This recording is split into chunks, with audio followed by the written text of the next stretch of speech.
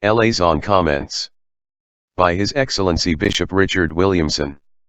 Numbered Xlix, 649.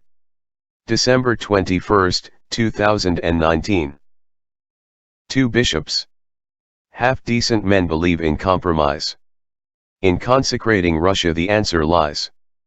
Ever since the summer and autumn of 2012, when it became clear that two of the three bishops of the Society of St. Pius X were no longer taking the position towards relations of the Society with Rome which they had taken in their April 7 letter to Society headquarters, followers of the Society, priests and laity, have wondered why. Few people, then or since, will have taken the bishop's change of position to have been a question of persons or personalities. Since the letter warned severely against abandoning Archbishop Lefebvre's clear refusal of contacts with unconverted Rome, most people took the two bishops' change for what it was, namely a rallying to the Superior General's new principle of contact before conversion. Yet since Conciliar Rome had hardly changed except for the worse between 1988 and 2012, why had the two bishops changed? The question retains all of its importance for today. What is to be gained by the Society for the Faith, not by the Faith for the Society? Through friendly contacts of the Society with the Conciliar Romans still hell-bent on their Vatican II ecumenism, down to and including the Pope's veneration of the Pachamama idol in the very gardens of the Vatican? One thing seems certain, for the last 20 years the Society has staked everything for its future on that friendship, and to give it up now would mean admitting that these 20 years had all been a big mistake. Therefore the Society, in grave need of new bishops for its worldwide traditional apostolate, cannot choose and consecrate its own choice of traditional bishops, because these would certainly displease the Conciliar Romans.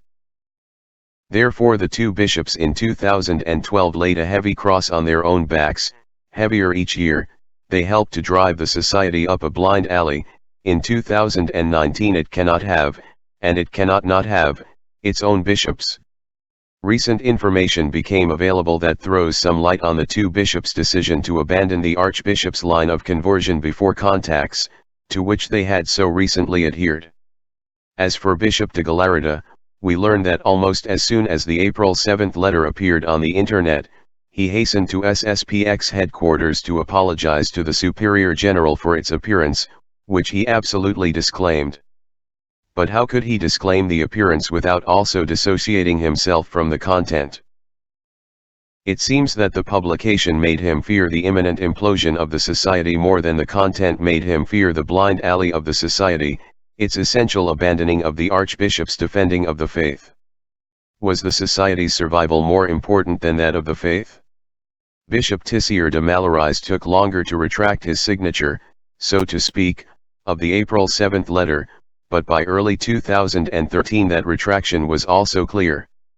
To a friend he then gave the following episcopal guidance: Rome's conversion cannot today come all at once. Official recognition will enable us to work that much more efficaciously from within the Church. We need patience and tact to take our time so as not to upset the Romans who still do not like our criticism of the Council, but we are making our way gradually. Is that not what the saints did?